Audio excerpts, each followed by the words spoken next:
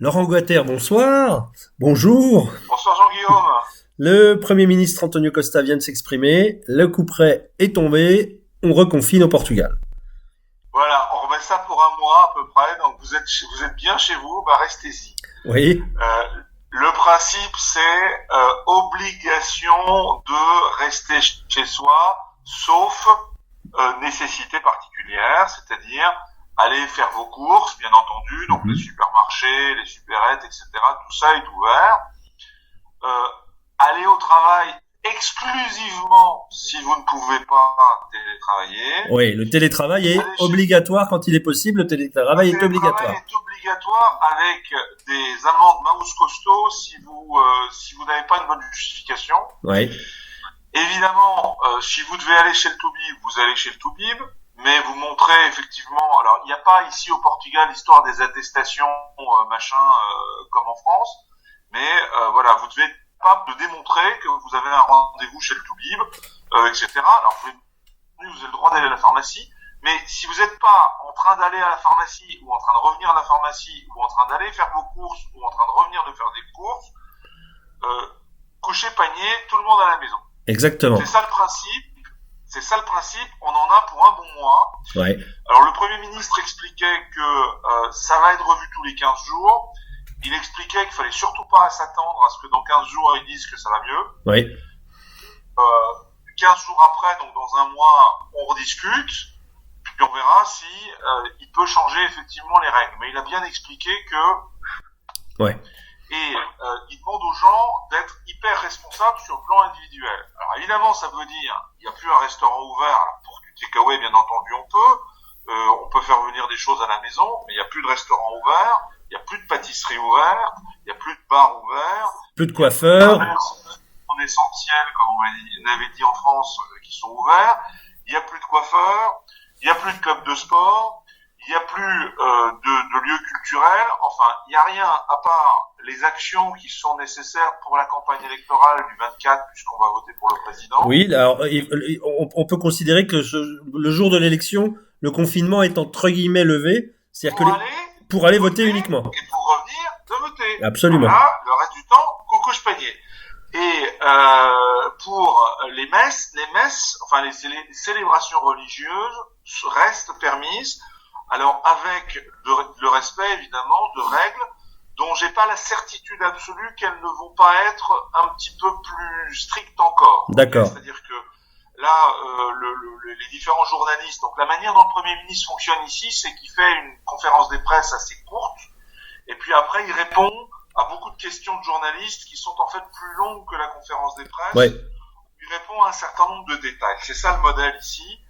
Et donc, il a refusé de donner un certain nombre de réponses à des journalistes sur des questions de jusqu'à combien de personnes pour un enterrement, etc., etc. Okay, donc, ça veut dire que demain, le décret qui va sortir peut définir un certain nombre de cadres qui, éventuellement, dans le cas des célébrations religieuses, par exemple, va être un petit peu plus sec. Okay. Alors après, que c'est sérieux. La grande différence par rapport au confinement de l'année dernière, c'est que les écoles restent ouvertes. C'est la seule différence, on va dire, oui. Toutes les écoles, ouais. Y compris toutes les universités. Donc, on a beaucoup d'étudiants francophones ici au Portugal. J'ai déjà mis ça sur un certain nombre de réseaux sociaux. Effectivement, toutes les universités restent en présentiel. Le Premier ministre explique pourquoi. Parce que la communauté éducative a été très, très attentive à l'application des mesures barrières et à organiser les classes de manière à ce que ça se passe bien. Et puis le Premier ministre a aussi dit que rien ne remplace pour les enfants le présentiel. Hein, en termes d'apprentissage, visiblement, c'est... Absolument.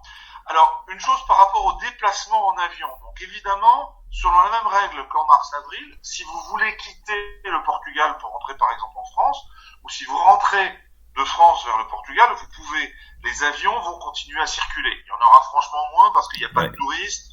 Donc évidemment, ça va pas aider le maintien de tous les vols qui sont programmés. On a bien compris aussi comment les compagnies aériennes fonctionnent.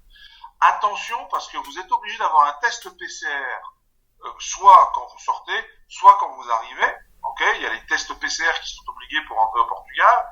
Si vous ne vous soumettez pas au test PCR, vous allez payer une amende de 300 à 800 euros.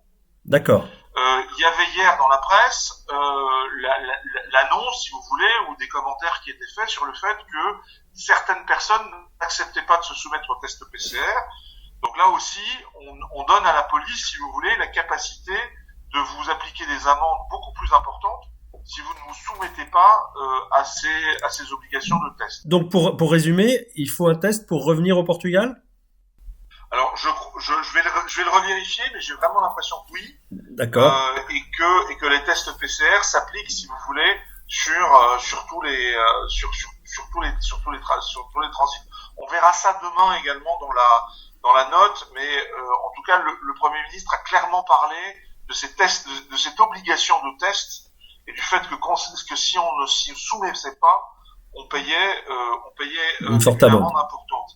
Il a également souligné qu'on allait augmenter les amendes sur les personnes qui portaient pas leur masque. Elles sont doublées. À l'intérieur comme à l'extérieur. Ce qui veut dire que cette tolérance qui nous semblait exister au Portugal sur le fait que quand vous arriviez à garder les fameux 2 mètres de distance, vous n'aviez pas l'obligation de mettre votre masque à l'extérieur. Je pense que cette tolérance a volé en éclats pendant toute cette période de confinement. Donc en gros, on vous dit, vous ne sortez de chez vous que si vous en avez l'obligation et pour réaliser cette obligation.